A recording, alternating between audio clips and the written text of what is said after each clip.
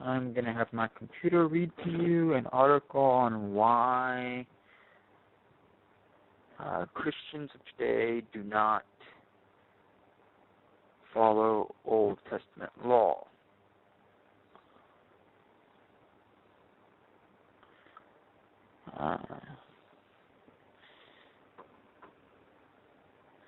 The article comes from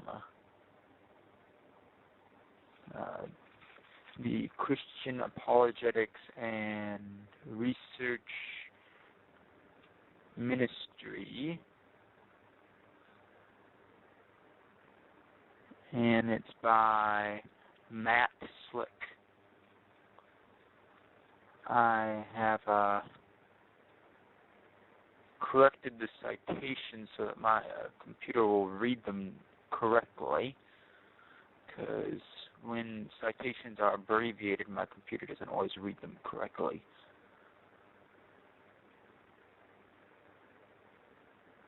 So, here it goes.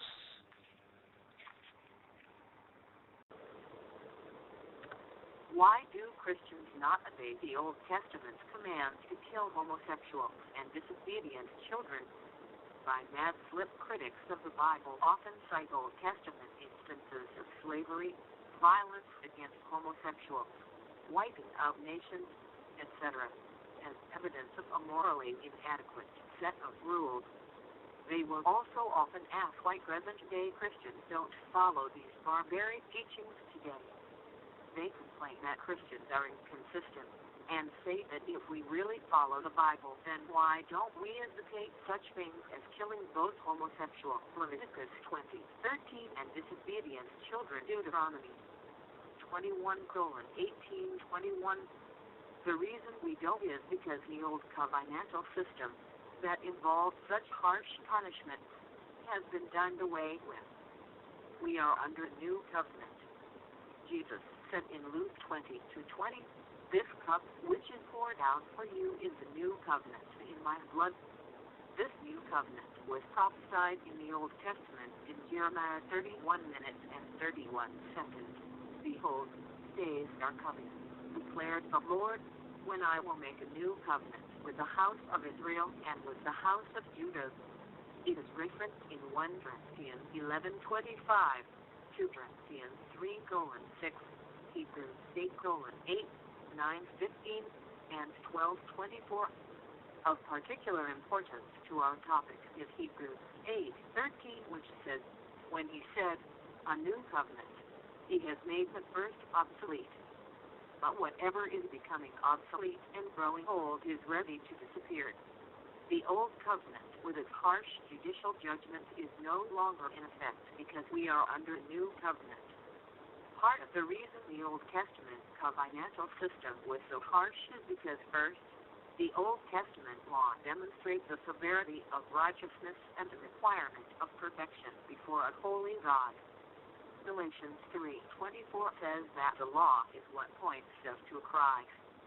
It does this by showing us that we are not able to keep the law and that the only way of obtaining righteousness before God is through the sacrifice of Jesus, who was God in flesh, John 1:114, Colossians 2:9. Second, the Old Testament times were very difficult, and there were many nations that warred against Israel. Also, the devil and his demonic horde was constantly working to destroy Israel in order to invalidate the prophecies of the coming Messiah, to therefore prevent the Messiah from being born and delivering his people. Therefore, God instituted laws, as difficult as they were, that were consistent with the culture of the times, which ensured the survival of the Jewish nation, which helped to maintain social structure and also reflected the harshness of the law. The New Testament covenantal system says that we are to be at peace with one another, Mark 9:50, and with all men, Romans 12:18. Romans 14:19 says, "Pursue the things which make for peace and the building up of one another." After all, God has called us to peace, 1 Corinthians 7:15. However, This does not mean that we are to approve of such sins as homosexuality, adultery, lying, and stealing. We are to not participate in the sins of the world. Instead, we are to avoid them. We are not to be violent to anyone, since the old synonymous covenantal system has been done away with. Hebrews 8:13. Instead, we are to be kind to them. 2 Timothy 2:24-25, and show them love. 1 Corinthians 16:14, 2 Corinthians 5:14. But the moral condemnation of immorality still stands, as if clearly taught in 1 Corinthians 6:9-10 and Romans 1:26-28. So, the reason Christians are not obligated to stone homosexuals, disobedient children, and adulterers is because we're no longer underneath the Old Testament covenantal system. It has been fulfilled and done away with. Hebrews 8:13. What right do you have to judge? In order for someone to raise a valid objection against the moral statutes of the Old Testament, he or she must provide a standard by which such judgments can be made. While people may not agree with the moral judgments of the Old Testament, not agreeing does not invalidate them or mean they are wrong, nor does simply saying they were obviously barbaric rules mean that they were. Likewise, saying that society has evolved is a meaningless statement. By what standards should a critic offer morally objective criteria by which he or she can judge another culture's morals? We have to ask, what right does a person in a present-day culture have to judge any ancient culture which existed in a completely different economic, militaristic, judicial, and geographical configuration? Of course, people are entitled to their opinions, and they don't have to like what the Bible teaches, but not liking it has no bearing on whether or not it is good.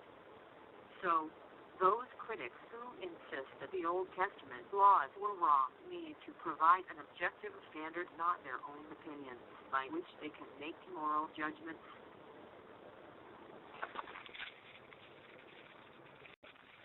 So, there you have it. There's our reason. I have linked this article in the description below this video so that you can read it for yourself if you do not like my computer's reading of it. If you have any objections to what I have stated in this video, or rather my computer has stated in this video, I will answer them in the comments section below this video as comments to your comments.